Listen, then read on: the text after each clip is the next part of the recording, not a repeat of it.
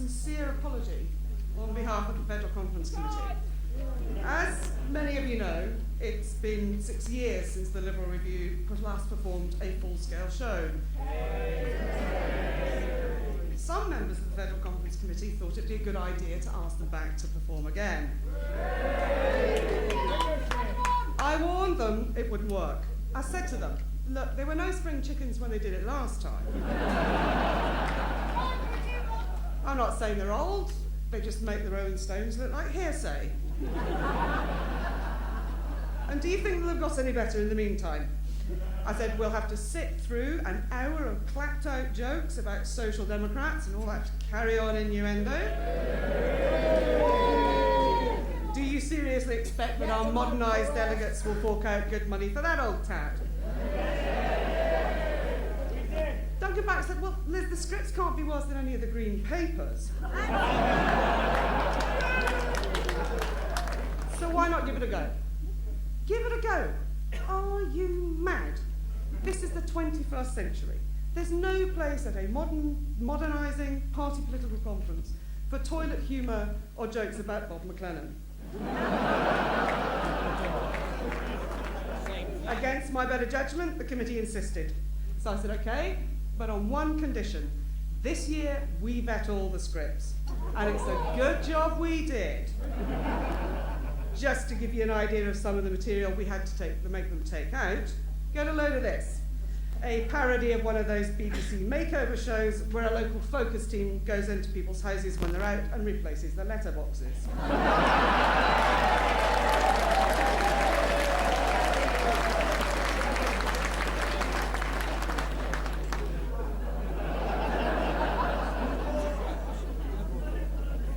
Brian Cotter on ice.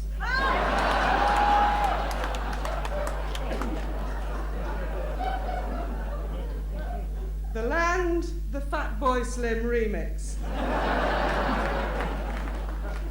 A sitcom entitled Masterly Inactivity, where a party elects a leader and then nothing happens. A game show in which zipping for European candidate selection is replaced by best of three arm wrestling. A farce in which all the MPs have to rush back to Westminster to abstain.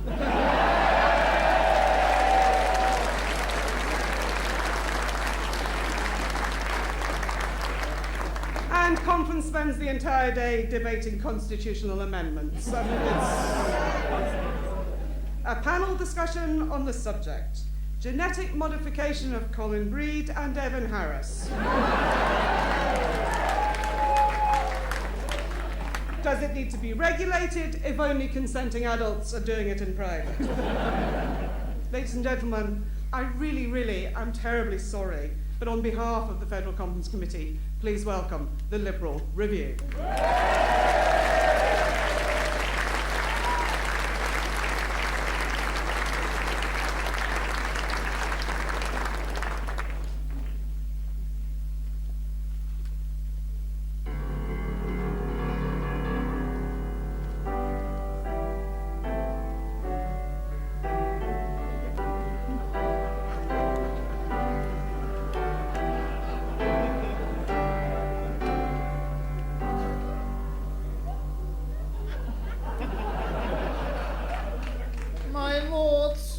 Ladies and members of the Liberal Democrats.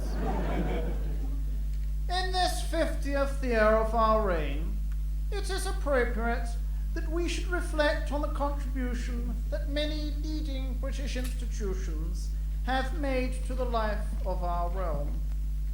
At a time when many such institutions are being questioned or even ridiculed, what better way than to begin with your party? I still have fond memories of the Liberals from my early childhood. In those days, Mr. Lloyd George used to take tea regularly with the King and take liberties regularly with the young servants. Many a royal tea time was enlivened by the sight of my grandfather chasing Mr. Lloyd George round the palace grounds with a big stick.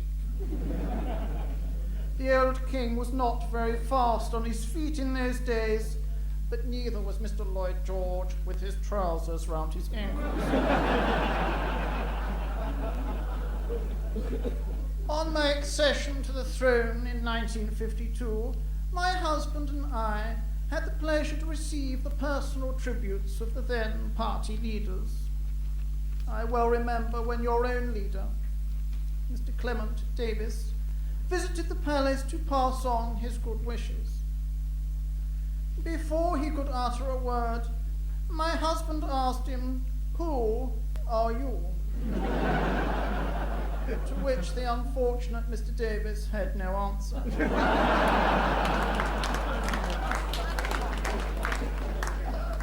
A particular favourite of my family was your former leader, Mr. Jeremy Thorpe.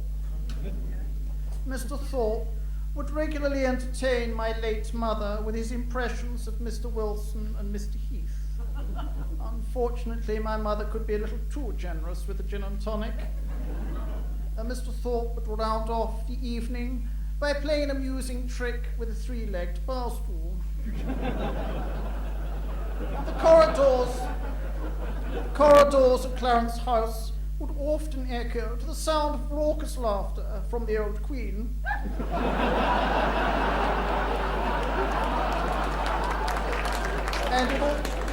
And it also raised a smile from my mother.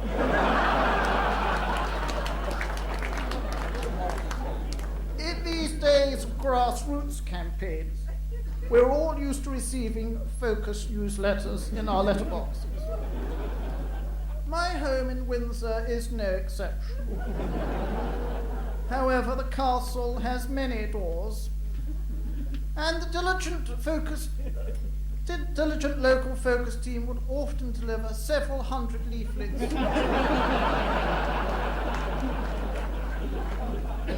It was our custom for the servants to store these leaflets in the attic until eventually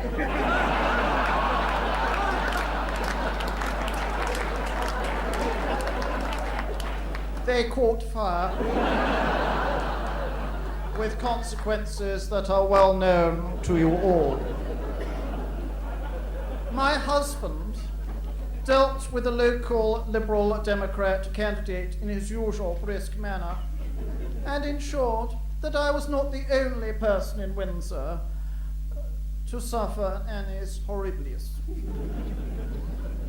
My family continues to share a keen interest in country sports.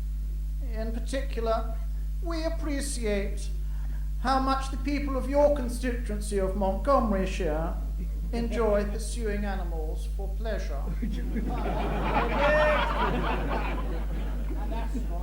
One can therefore imagine the consternation when my husband heard that our loyal servant, Mr. Alex Carlyle, was to be replaced by a former Estonian called Lempit Opik. My husband telephoned Mr. Ashdown and told him, "No, you damn fool, I told you to choose an old Etonian."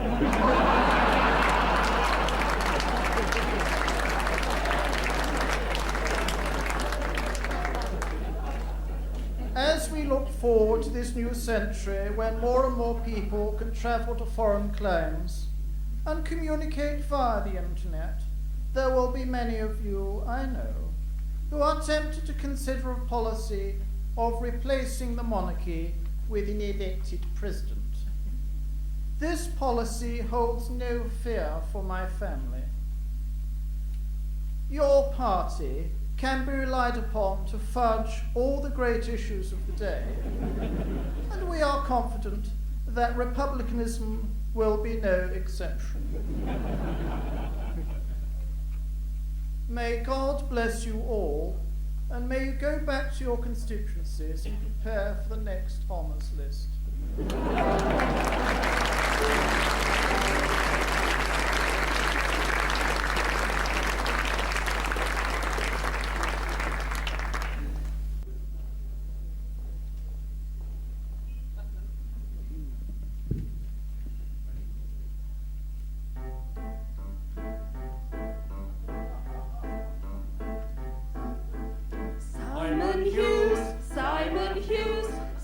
Simon Hughes in his black and white cab.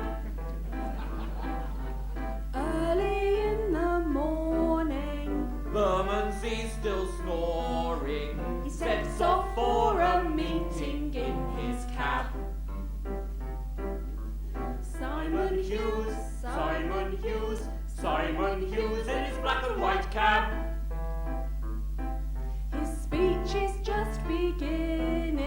The audience is thinning.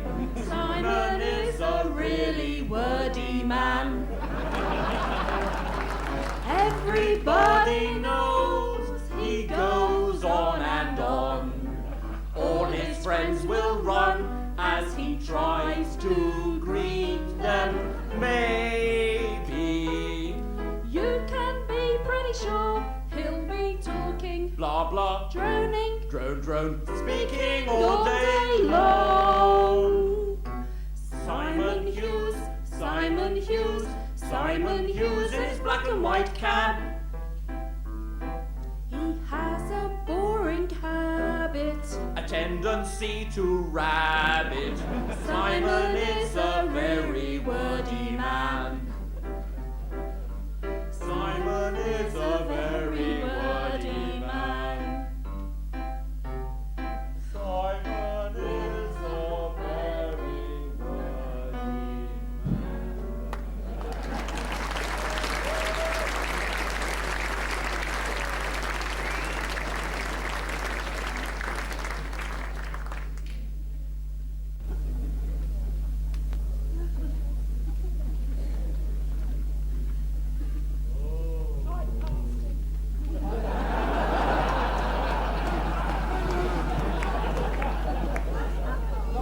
I'm from the Conservative Party, and I'm going to talk to you about Britain under Labour. I'm from New Labour, and I'm going to talk to you about our relationship with America. And I'm from the Liberal Democrats, and I'm going to talk to you about our conference motion on pornography.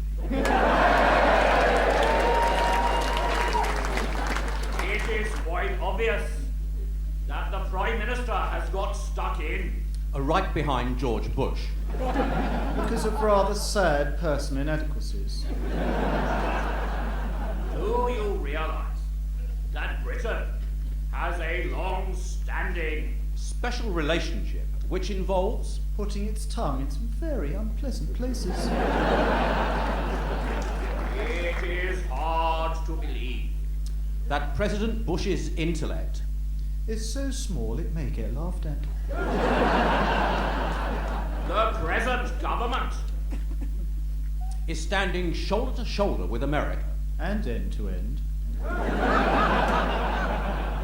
but never before has any British Prime Minister Gone to Camp David and let the President Taken from behind. since Labour came to power. Britain has sent hundreds of men into action. With the most unusual equipment.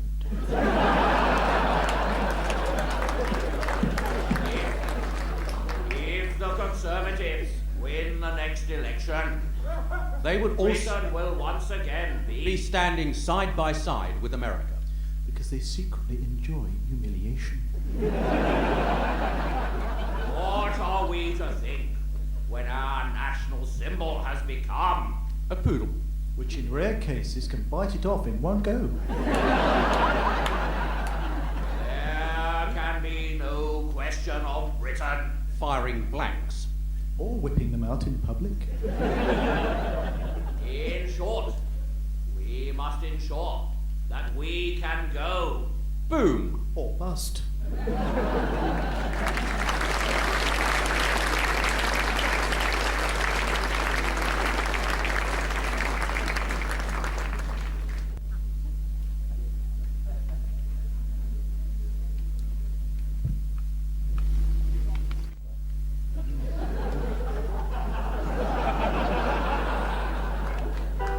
He can't sing. I'm crouching down in station, got no ticket for destination.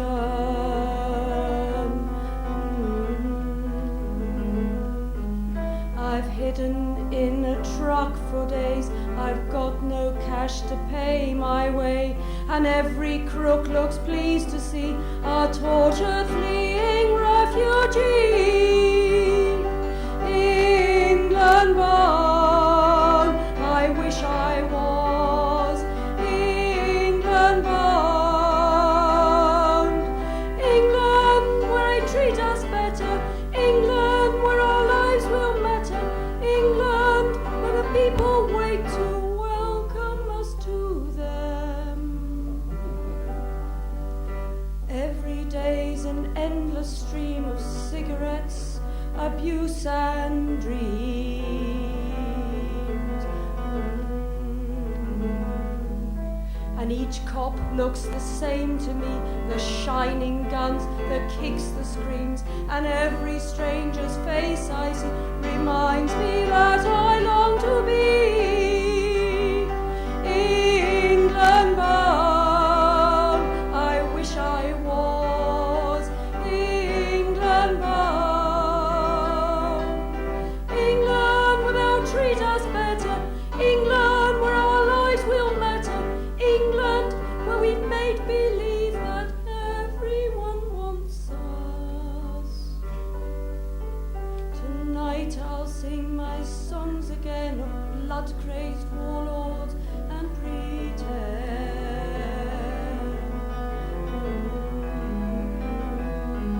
that when I sneak across the sea, the friendship that will wait for me will make this nightmare reach an end, and England's hand will welcome me.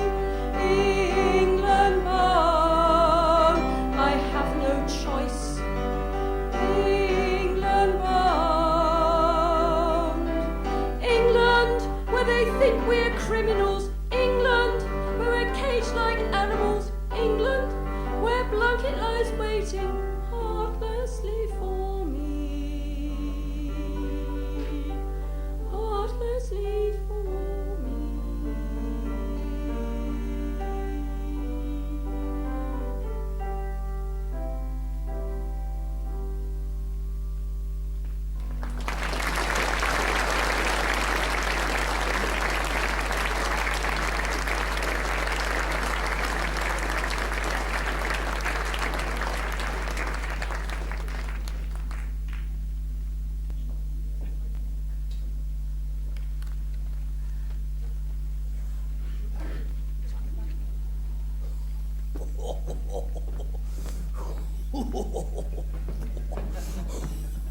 God, that Shirley Williams bit all right.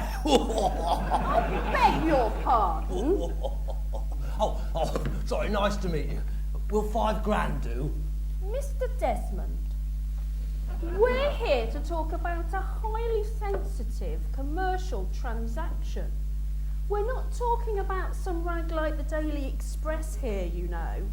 I don't care very much for your tone. We're talking about Liberal Democrat news.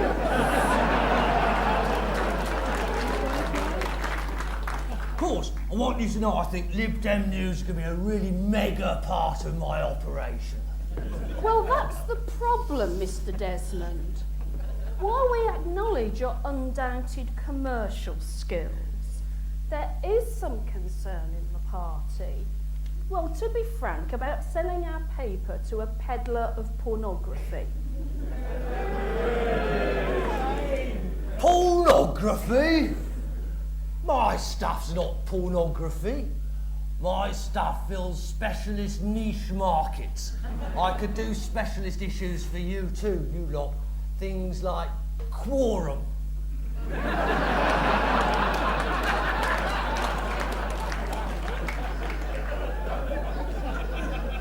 Massive majorities.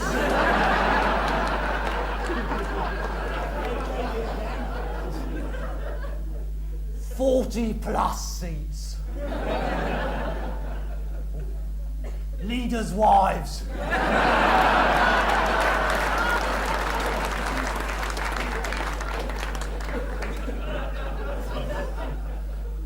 Asian ward membership secretaries.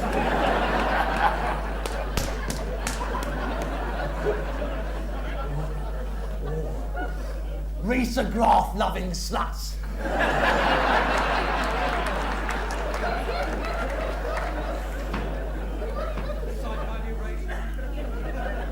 Gender Working Party babes. Yes, that's enough.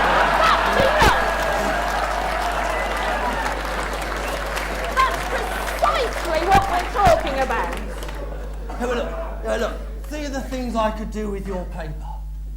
Canvasser's confessions.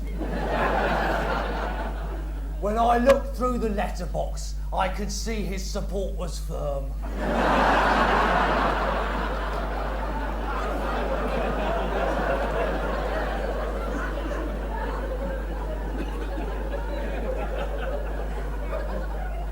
Teller's tales. When I said, could I take down her number, she said, you can take down the rest if you like. What? And then she gives it to the Tory as well. He'll sell millions. Mr. Desmond, Mr. Desmond.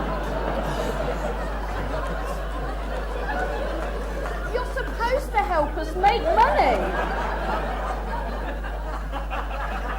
Content like that will drive away half our readers. How are we going to make the difference? Simple. We'll run pages of ads for saucy premium rate Lib Dem phone lines. Things like zipped candidate waiting to knock you up.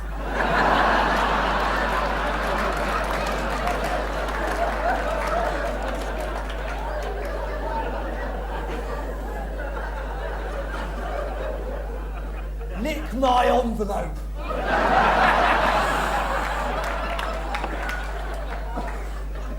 And stuff it in my letterbox.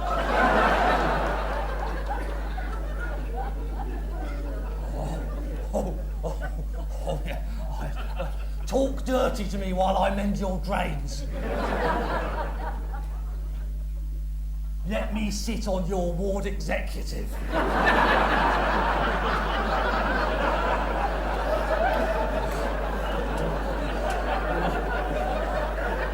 Encourage him, please.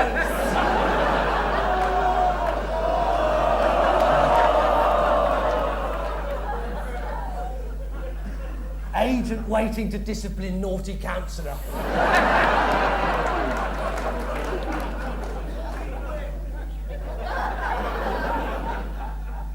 Backdoor canvassers want to give you a ring. Mr. Desmond, most of our readers are pensioners. They can't afford £1.38p a minute. All right. Look, we'll revamp page 3. Out go the parish council by-election results. In comes one of my Lib Dem lovelies. Luscious Lavinia, 21, likes nothing more than to get them out on polling day.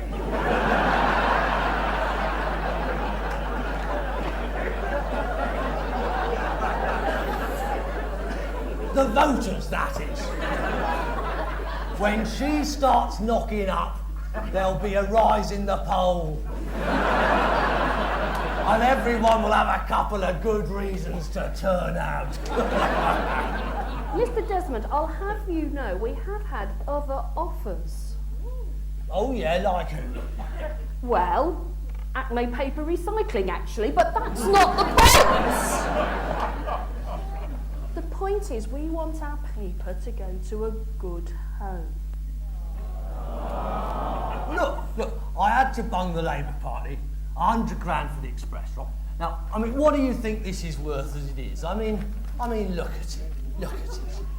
North Cornwall recycles 100th bottle.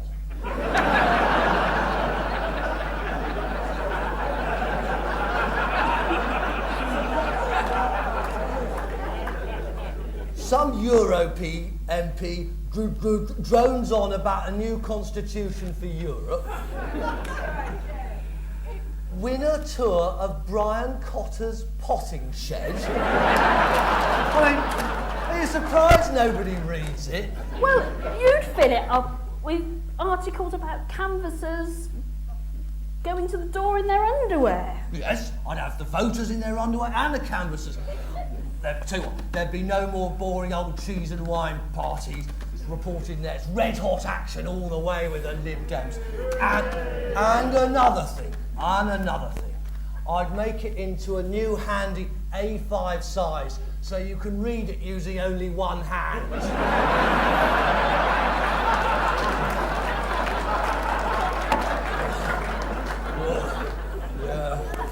Well,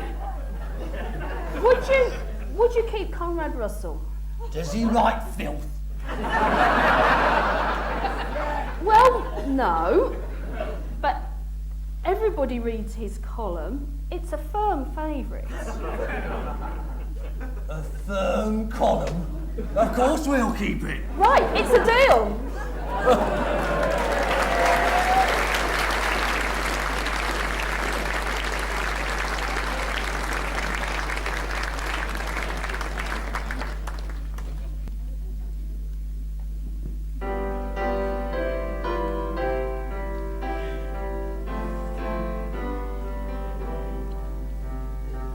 Onward, gender task force, fighting for your seats. Wave Miss Gidley's banner, women can't be beat. But can we trust the girlies all to strut their stuff? Wave their short and curlies, will that be enough? Zipping is illegal, shortlists all are banned. So get those t-shirts bombing to get those seats unmanned.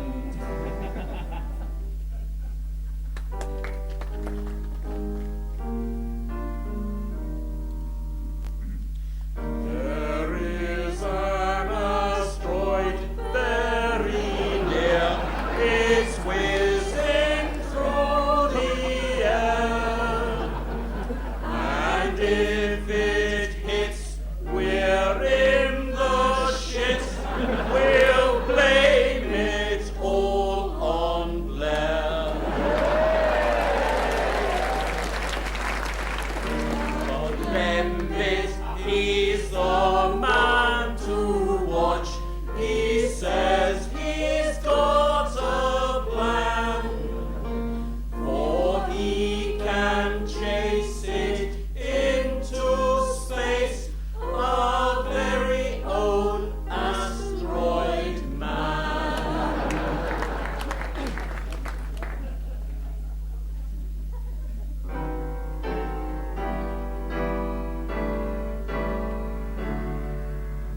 Praise my soul, it's party conference.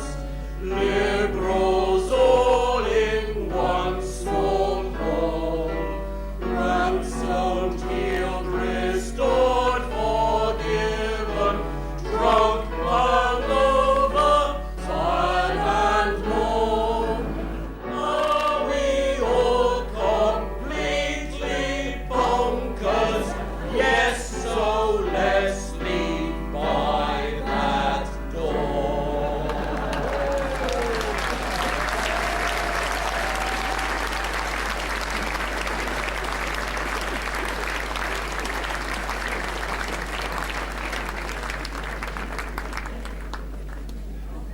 Ladies and gentlemen, there will now be a 15-minute intermission. You have time for a pee, but not a pint.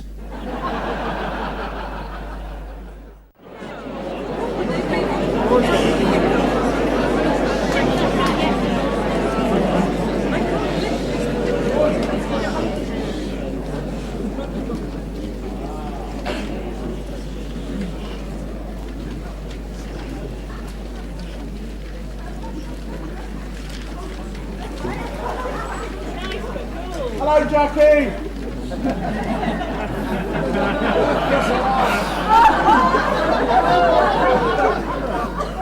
I'm speaking to you live from Kabul, where the Loya Jirga, the traditional gathering of political leaders from all over Afghanistan, has gathered to debate the crucial issues facing this war-torn country. We join the debate at a particularly interesting moment as the newly elected President, Mr. Hamid Karzai, invites representatives of several local groups to air their grievances. Brother Afghans, I first wish to address the serious problem of feeding our people. Tell me, what are your problems? Our brother from the Tajik people. Mr. Cham, my people have had no food for months. The war and the drought have destroyed the crops. What help can you give to the people in my province? Please, I understand. I will do all I can to help. Convoys are already on their way and will reach your region tomorrow. Our brother from the Northern Alliance. Mr. President, what can you do to bring water to our region? The bombing destroyed all our water tanks, and there has been no rain for many months. Rest assured, engineers are on their way to restore your supplies. Our brother from Kabul. Good evening. I'm from your local Kabul focus group.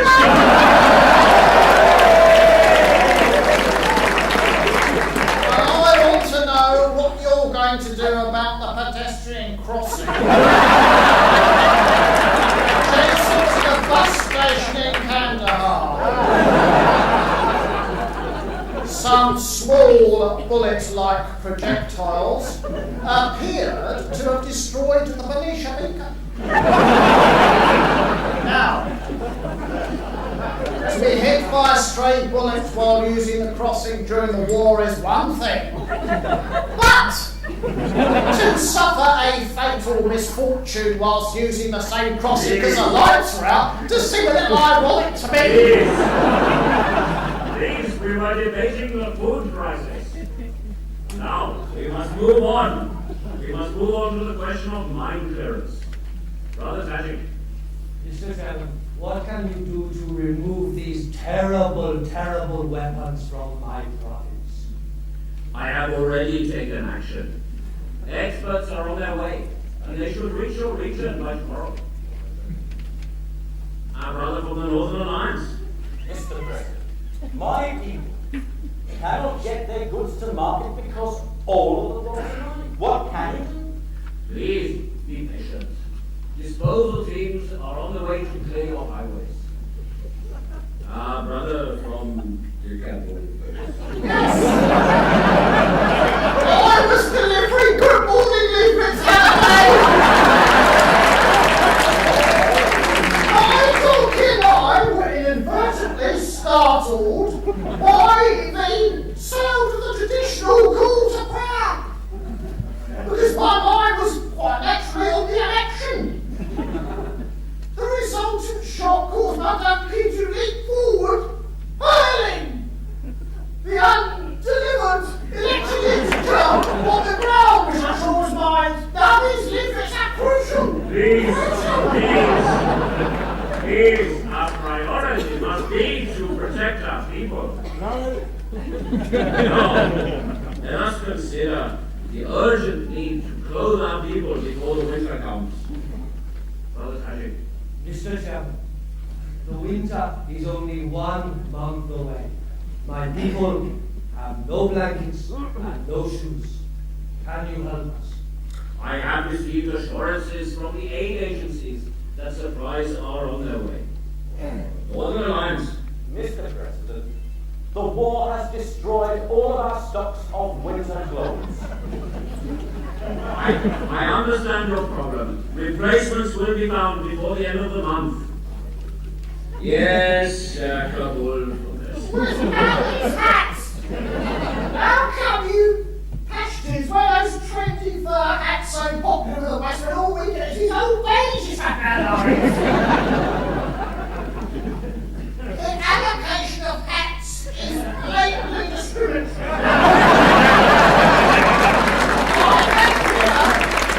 Proportional system for the allocation.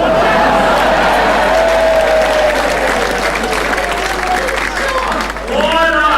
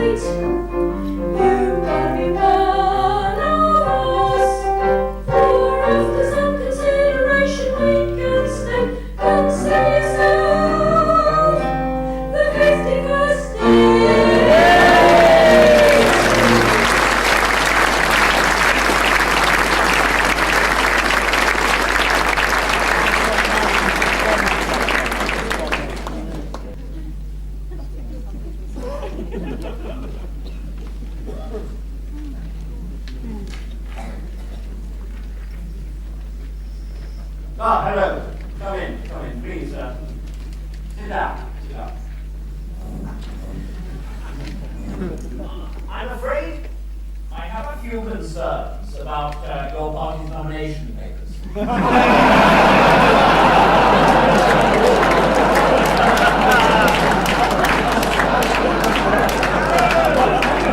Oh no! Not like Harrow.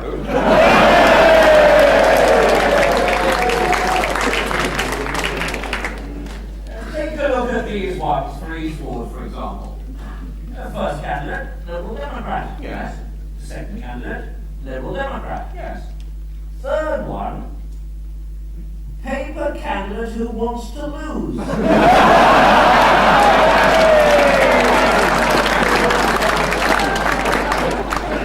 Well, he does. That is not a valid political description. It is in some parts of our party.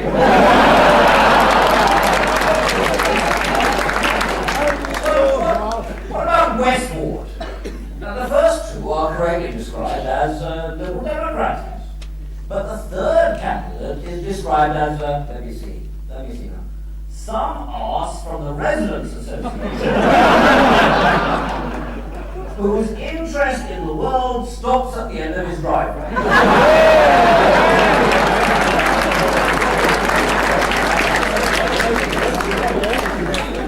Well, it does.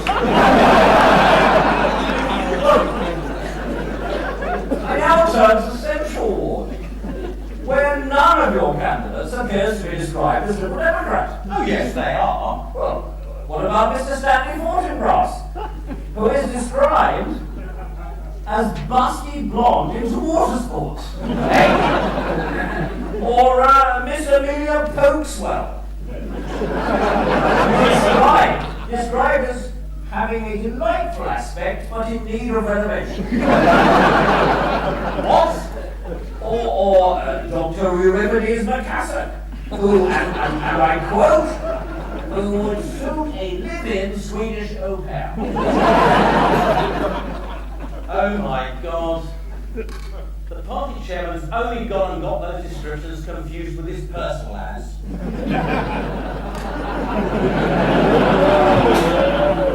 The stupid fool, he can't cope with cut and paste on his computer.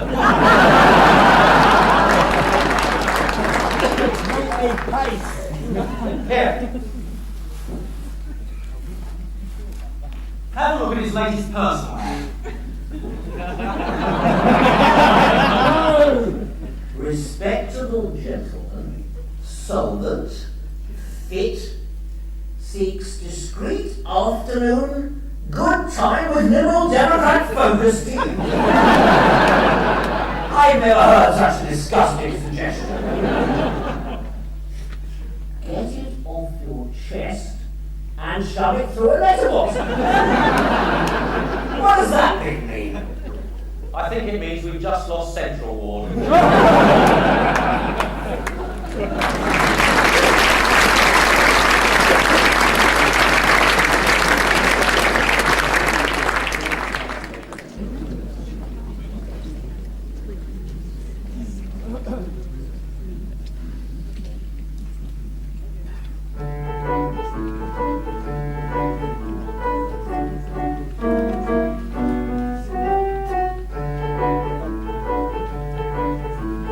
Three seats on my council, and I'm just rolling along. Them liberals are after me, broken drains, lousy trains, but I'm singing a happy song. I'm singing Anderson, Morrison, Davison, Byers. You Labour, they never say die. A month up ahead. There's a by-election. We watch those focus teams go galloping by. 2 seats on my council, and I'm just rolling along. Them Conservatives are after me. Raise the Mac tax, the council tax, but I'm singing a happy song. I'm singing Anderson, Robinson, Davis and Byers. New Labour, they never say die.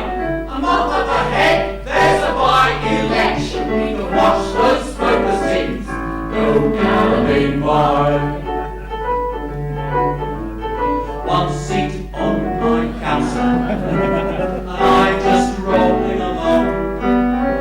The local rank is after me, found in the park after dark. I'm singing a happy song. I'm singing Anderson, Robinson, Davis and Byers. New Labour, they never say die. A month up ahead, there's a by-election. We can watch those focus teams go galloping by. No seats on my council, so I'm not rolling along. The focus team has captured me in the shit. Had to quit, but I'm singing a happy song. I'm singing Anderson, Robinson, Davis and Byers.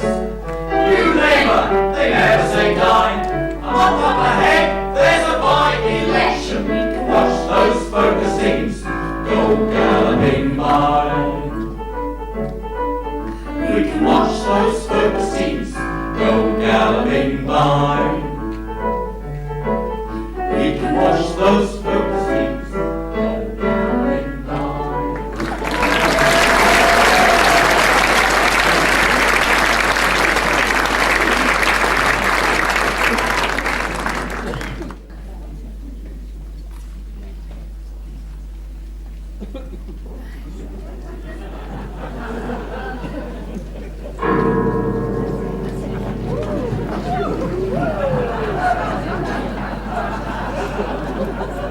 We have come to catch our limbit.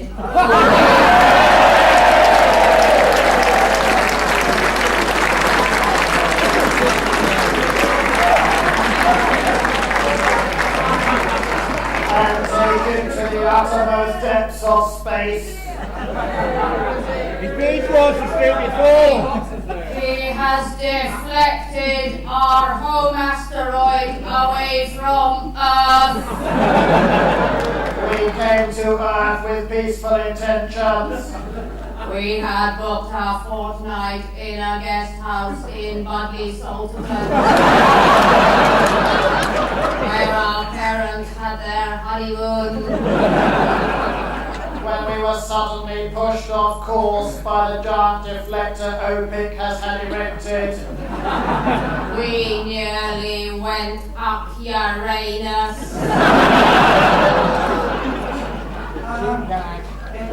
Excuse me, can I help you, gentlemen?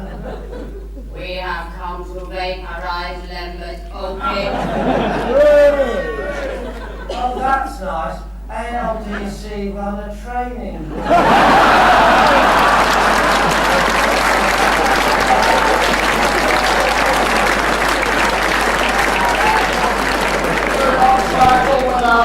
Do not travel with us. Our craft must leave Earth in 2 hours. Oh dear. That means you'll miss the debate on the European Coelacanth quota. Where is OPIC?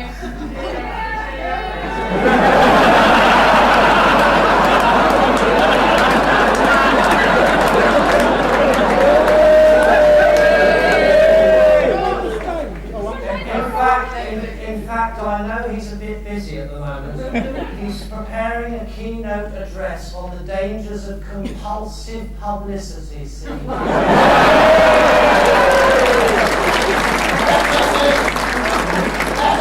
in a hurry. Why do you want to see Mr. OPIC? For the crime of deflecting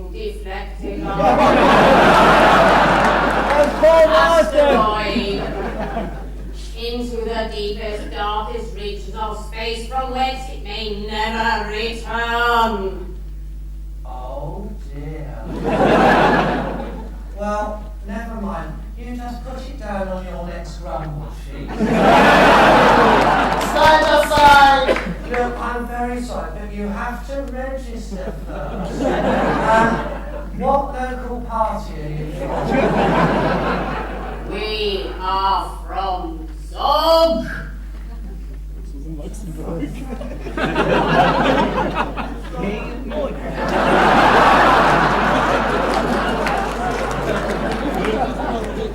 I can't see it here. It is Wales, isn't it? Of course they're not on your cards, we're intergalactic warriors!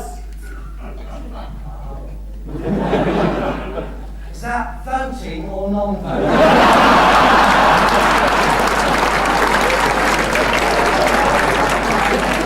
Do you not realize that we can rain down total destruction upon this sad and pathetic little party? Well, so can the federal executive.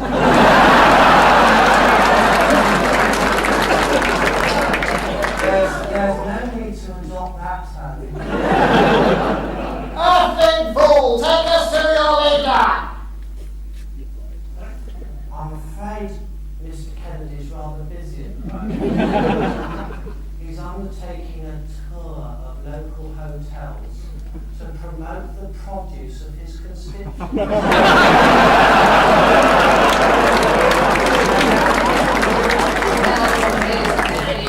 If he does not bring us OPEC immediately, we suffer a terrible fate.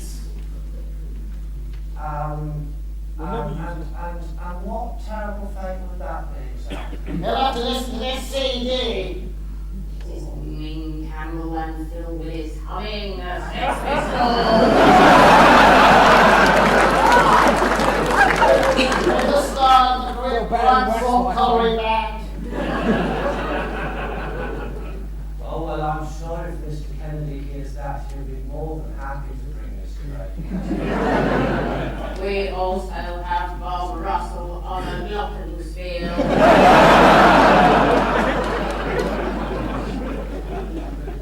Oh, I thought that was against standing order. And Mark Oaten plays with himself.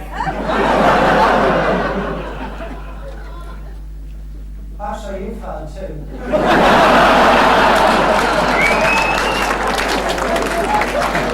Enough! Bring us OPEC!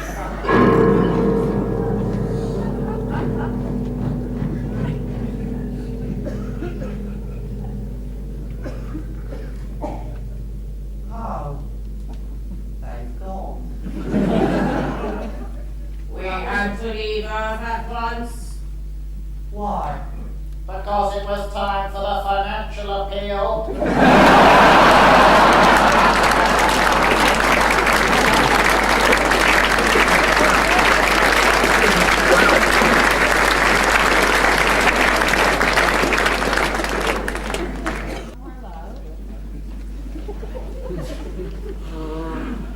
Mr. Speaker, as a backbench MP, who has only today had the opportunity to digest the dossier on Iraq, assembled by Field Marshal Alistair Campbell, I have to tell the House that I am truly shocked by the contents. We have learned from the Prime Minister that Saddam Hussein possesses no less than 27,843 camels, each of which could be equipped with surface-to-air missiles.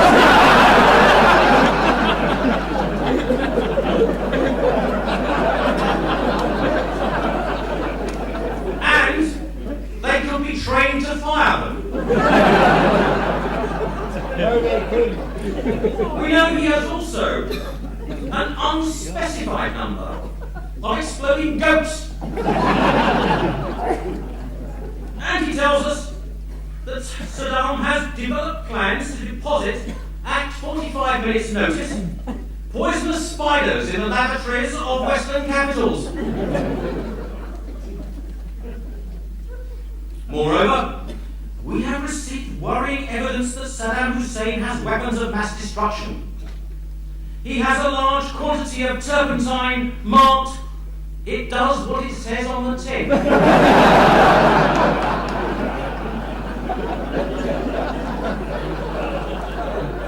He has several packetfuls of detergent. And, let us be clear, we are talking about detergent with biological enzymes. We also know that Saddam Hussein has hidden enormous quantities of weapons from the prying eyes of the UN inspectors by employing the Baghdad offices of Arthur Anderson.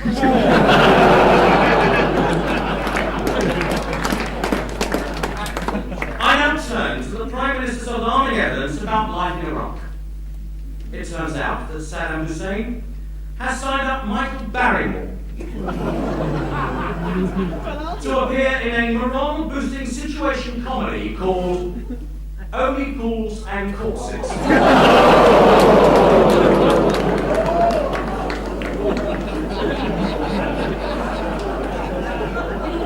And that he refused David Blunkett's very reasonable invitation to address the Labour Conference on Law and Order.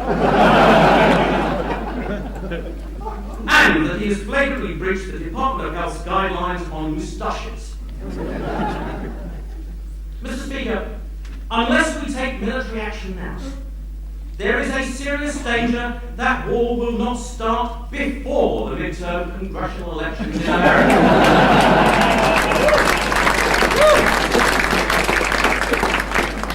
I'm proud to say, this country has a long history of standing shoulder to shoulder with the United States. Our Prime Minister has now gone even further.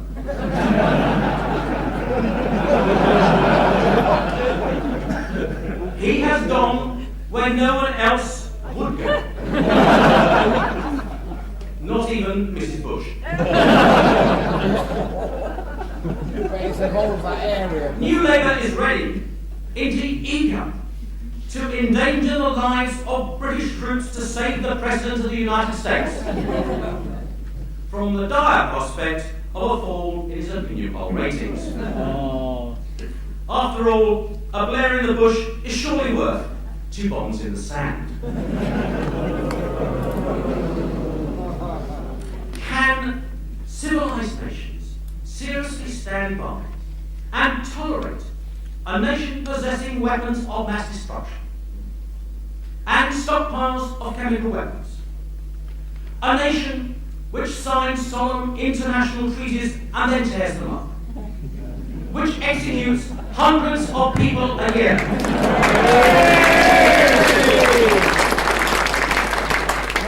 which has a leader who owes his position to massive electoral fraud.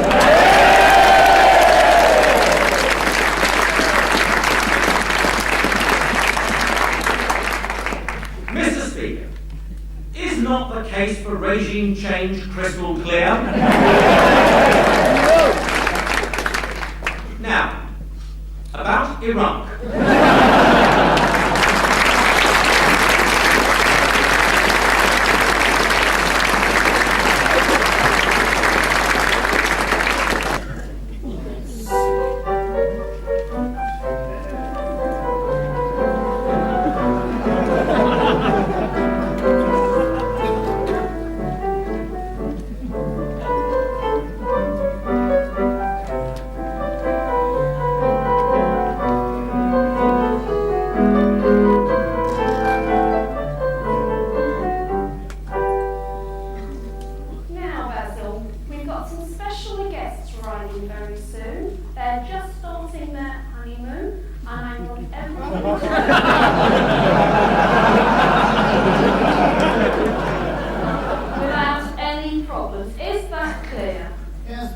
I don't want to repeat of what happened last time. It was bad enough not recognising William Hay, but refusing to serve him a drink because he he was underage.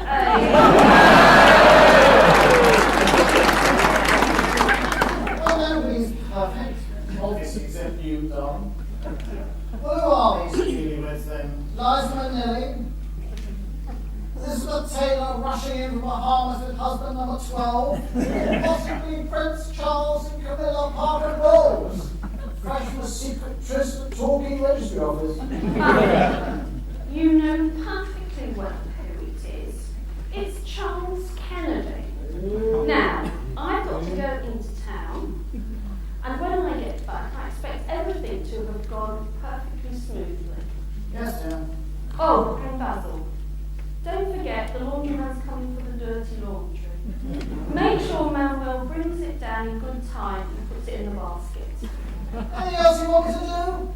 Move the hotel 6 inches to the south? Clean every toilet with a toothbrush? No, that's way beyond your intellectual capacity. If you can merely greet our guests and get the dirty laundry collected without causing any mayhem, that'll be enough for one afternoon. I can run a hotel, you old tough fella. Manuel! Manuel! Go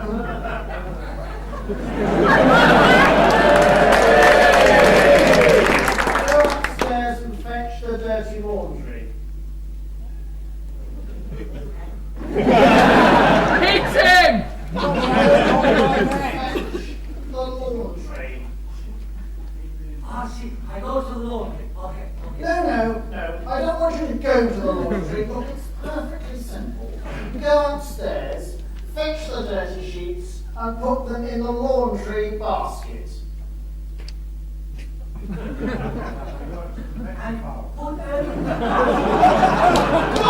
me! The basket! The laundry basket! Oh, see, I go upstairs, I get the laundry, I put it in the basket. Okay, Mr. Bond, see, it's the laundry. Oh, God's swimming sign. Bloody useless crap almighty. Bloody Manuel, what are you phoning, for God's sake? Yes, thank you. Over in the corner, please. The laundry basket in the corner. Thank you so much. No, I've come to check it. I'm sorry. I guess. Name? Going. There's no one that name here. Yes, look, you can see it's down there on the register. It's Kennedy, Mr. and Mrs. Kennedy. Oh, I see. Your name's Kennedy, but you're both... Your name's Girling, but you're both registered as Kennedy. What do you think this place is? Some sort of knocking shop? No, if you got married. Well, if you've just got married, where's your husband? Outside under a bush when your coast is clear? No, he's here. Who is here? What? He's in his basket. Is this some sort of joke? He's not very well. It's not very well, he's totally unconscious. Well, it was a Scottish wedding. It's a bit complicated. Please, could you just check us in before somebody sees us? In for it. Evening, Major. What have you got here then? It looks like mastering activity.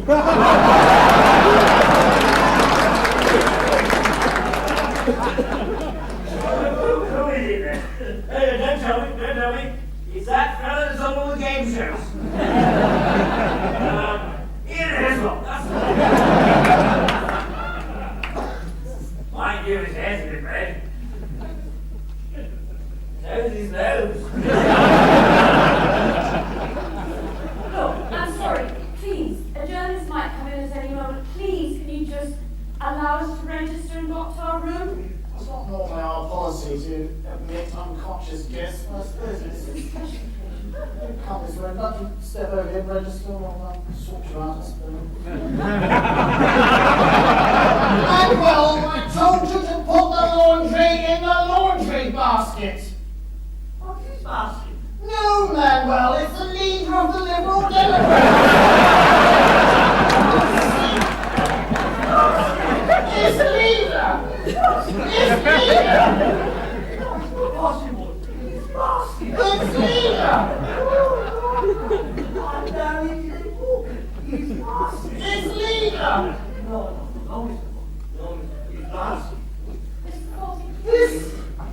This leader, this laundry, this tablet.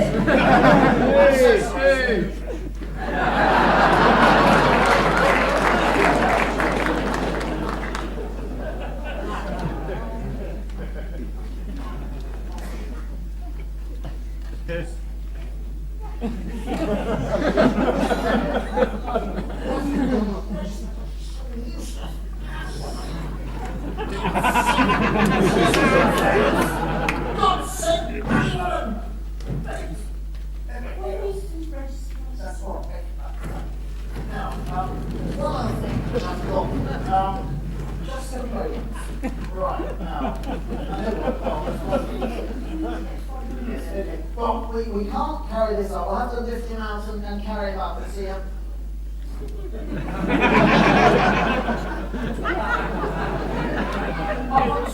Why didn't you go upstairs? I'll have Manuel bring him up later. I can't just leave him here. I'll deal with this. Hello, Mrs. Have we spoken? And is your husband with you? Yes, he's in the bar. Have you a drink? More water beat socially. When you open the bar, there's nobody there. He's lying under the table. I mean, he's lying low. He was feeling a long travel. He's having a drink horizontally.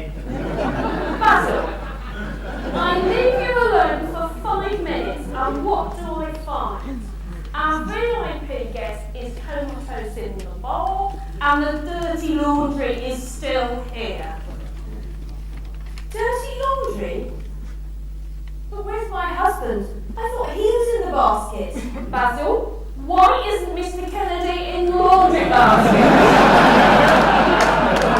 Come on! Don't go blaming Manuel.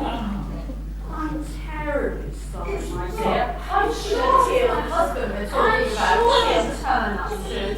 And if he doesn't, well, we can always elect another leader. As I always say, climb every staircase. Don't